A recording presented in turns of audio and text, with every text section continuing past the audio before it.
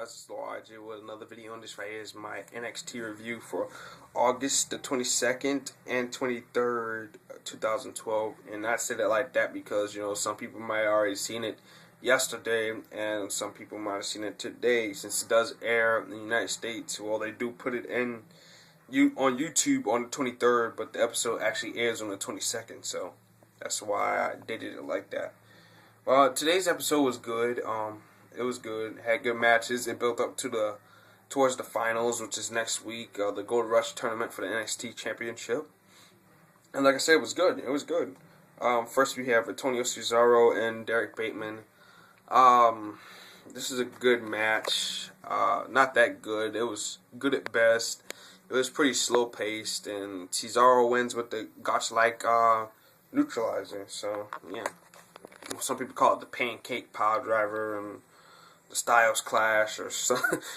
It's not a Styles Clash. It looks like it though, but it's not Styles Clash. The next we had a promo.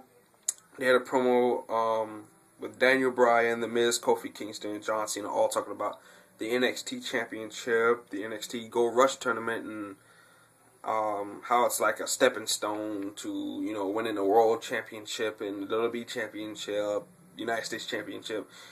Just saying all in general that NXT is, the NXT belt is what you need to win if you really want to be a WWE superstar. That's pretty much what they're trying to say. So yeah, that was good. That was a very good promo, and I like how they have built up going into this belt with all those guys, because all those guys have been world champion or intercontinental champion in their careers. And let's just say that they all been champions in their own right in their own careers. So that was interesting, and yeah, that was good. Next we had Tamina Snuka and Sofia Cortez in a one-on-one Divas contest for the week. This is a good match. Good back and forth action.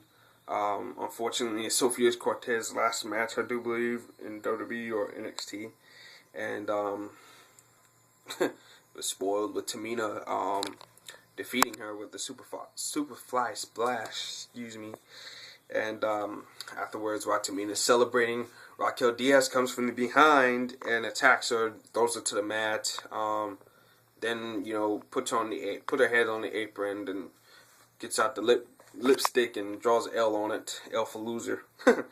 Yeah, Raquel Diaz has been doing that a whole lot lately, so yeah. The next we got Cassius Ohno versus Jake Carter. Jake Carter, Corey Graves. So obviously they're still going on with that thing with Corey Graves turned on Jake Carter at the live show sometime last month. So yeah, that's why people were wondering why Corey Graves wasn't with him tonight. But this is a pretty good match. I enjoyed it. Jake Carter proved why he really had needed to be a singles competitor anyways, in my opinion. Well, they both had need to anyways. Corey Graves, he's, the ladies love him, so yeah, he definitely had to be alone. And Jake Carter, he definitely had needed to be alone too because of his power. So yeah, I enjoyed that. But yeah, at least it wasn't like a dominant match with Cassius Ohno. He just dominated the whole entire match. It was some back and forth action. It was a really good match. But Cassius Ohno defeats him anyways with the KO, the knockout, the oh no, the rolling elbow. And then after the match, Cassius Ohno knocks out Jake Carter again.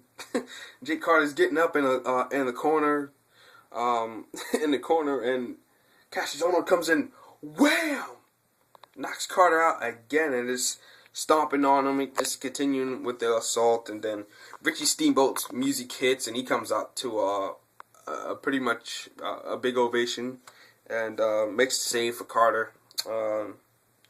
That was pretty good. Yeah, that was good. Let me get a recap of the SummerSlam Access this weekend, stuff we already seen before. Then we get another promo of Ted DiBiase, this time Dolph Ziggler, John Cena, Santino Marella, talking about the NXT Championship, and pretty much the same stuff I said earlier. It was good, like I said, good. They put attention on the NXT Championship, the tournament, and Seth Rollins and Jinder Mahal, And, you know, you got your top stars doing it, like The Miz, Daniel Bryan, Kofi Kingston, John Cena, Ted DiBiase, and Santino Marella. You got your top stars talking about it, so that's great. Then next we get Michael McGillicuddy and Johnny Curtis versus the team of Tyson Kidd and Justin Gabriel match. This is a very, very good match. Very good tag team match. It was long. It was nice. It was fast-paced. It was slow-paced.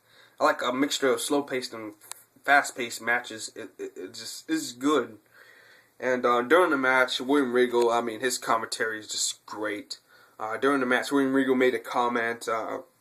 He was telling how you know, they're in Orlando, Florida, and Johnny Curtis, you know, with the creepy sexual predator gimmick, like, and, you know, he drives the van and all that stuff, and they were like, well, you know, Johnny Curtis is in Orlando, Florida. You know, Johnny Curtis, he got banned from you know, Disney World because you know, he's trying to kidnap the Little Mermaid and Pocahontas from Disney World. So that was pretty funny. And you know, William Regal builds up, you know, these superstars in the ring, kind of like he told a story a couple of weeks ago about Camacho, how Camacho and Unico met. You know, Cole and Booker T and all of them, and Josh Matthews, all those guys, they told like a half story. William Regal told like the whole story. He was like, you know, Unico is getting jumped. You know, they mentioned that on SmackDown, but on NXT, you know, William Regal was like, you know, Unico was getting jumped. Camacho, you know, being the stand-up guy he is, came over there and, you know, bit the gentleman's eyeball out. I was like, what? William Regal's just hilarious in commentary. But yeah, I mean, this is good, you know, good stuff. And the finish came when Tyson Kidd botched a standing twisting moonsault from the top rope.